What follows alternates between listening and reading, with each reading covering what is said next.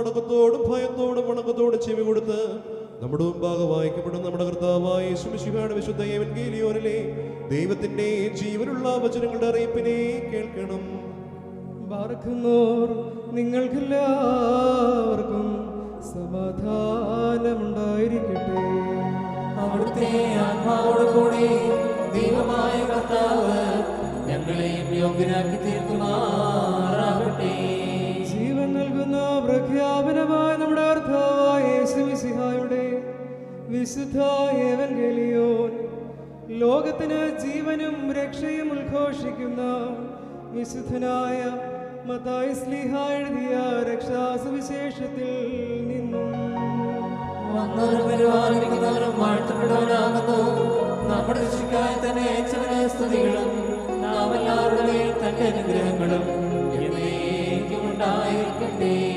വിശുദ്ധ കന്യക മറിയാമിൽ നിന്ന് ശരീരം ധരിച്ച ദൈവത്തിന്റെ ജീവനുള്ള വചനവും നമ്മുടെ കർത്താവും നമ്മുടെ ദൈവവും നമ്മുടെ രക്ഷിതാവുമായ യേശുമിശിഹായുടെ മനുഷ്യാവതാര വ്യാപാര നാളുകളിൽ ഇവയൊക്കെയും ഇപ്രകാരം സംഭവിച്ചു. അങ്ങനെ വിശ്വസിച്ച് ഞങ്ങൾ ഏറ്റുപറയുന്നു. യേശു തമ്പുരാൻ ഗലീലായിൽ നിന്ന് യാത്ര പുറപ്പെട്ട് യോർദാന്റെ മറുകരയിൽ യഹൂദിന്റെ അതിർത്തിയിലെത്തി. ജനസമൂഹങ്ങൾ അദ്ദേഹത്തെ അനുഗമിക്കുകയും അവിടെ വെച്ച് അവരെ സൗഖ്യമാക്കുകയും ചെയ്തു.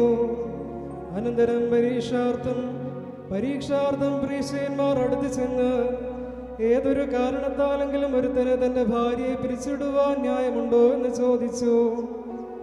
യേശു തമ്പുരാൻ അവരോട് ഉത്തരം പറഞ്ഞു, ആദിയിൽ സ്രഷ്ടാവ് ആണും പെണ്ണുമായി മനുഷ്യരെ സൃഷ്ടിച്ചുവെന്നും ആയതുകൊണ്ട് പുരുഷൻ തന്റെ പിതാവിനെയും മാതാവിനെയും വിട്ട് ഭാര്യയോട് ചേർന്നിരിക്കുകയും അവർ ഇരുവരും ഒരു ശരീരമായി തീരുകയും ചെയ്യുമെന്ന് അവിടുന്ന് കൽപ്പിച്ചുവെന്നും നിങ്ങൾ വായിച്ചിട്ടില്ലയോ? ആകയാൽ അവർ രണ്ടല്ല ഒരു ശരീരമാകുന്നു. അതുകൊണ്ട് ദൈവം സംയോജിപ്പിച്ചതിനെ മനുഷ്യൻ വേർപിരിക്കരുത്. അവർ അദ്ദേഹത്തോട്, അങ്ങനെയെങ്കിൽ മോചനപത്രം കൊടുത്ത് അവളെ പിരിച്ചുവിടുവാൻ മോശ കൽപ്പിച്ചിരിക്കുന്നത് എന്തുകൊണ്ട് എന്ന് ചോദിച്ചു. യേശു തമ്പുരാൻ അവരോട് പറഞ്ഞു, മോശ നിങ്ങളുടെ ഹൃദയകാഠിന്യം നിമിത്തം ഭാര്യമാരെ പിരിച്ചുവിടുവാൻ നിങ്ങളെ അനുവദിച്ചു. എന്നാൽ ആദിയിൽ അങ്ങനെയായിരുന്നില്ല. ഞാൻ നിങ്ങളോട് പറയുന്നു, വ്യഭിചാര കുറ്റം കൊണ്ടല്ലാതെ സ്വഭാര്യയെ ഉപേക്ഷിച്ച് മറ്റൊരുത്തിയെ പരിഗ്രഹിക്കുന്നവൻ ചെയ്യുന്നത് വ്യഭിചാരമാണ്. ഉപേക്ഷിക്കപ്പെട്ടവളെ പരിഗ്രഹിക്കുന്നവൻ ചെയ്യുന്നത് വ്യഭിചാരം തന്നെ. ശിഷ്യന്മാർ യേശു തമ്പുരാനോട്, ഭാര്യ ഭർത്താക്കന്മാരുടെ പരസ്പര സ്ഥിതി ഈ വിധം കുറ്റകരമെങ്കിൽ വിവാഹം ചെയ്യുന്നത് നല്ലതല്ലല്ലോ എന്ന് പറഞ്ഞു. യേശു തമ്പുരാൻ അവരോട് മറുപടി പറഞ്ഞു, വരം ലഭിച്ചവനല്ലാതെ എല്ലാവരും ഈ വചനം ഗ്രഹിക്കുന്നില്ല.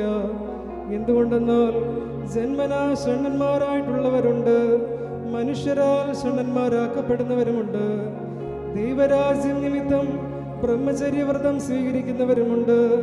ഗ്രഹിക്കുവാൻ കഴിയുന്നവൻ ഗ്രഹിക്കട്ടെ. ബാറക്കുമോർ നിങ്ങൾക്കെല്ലാവർക്കും ശാന്തി ഭവിക്കട്ടെ.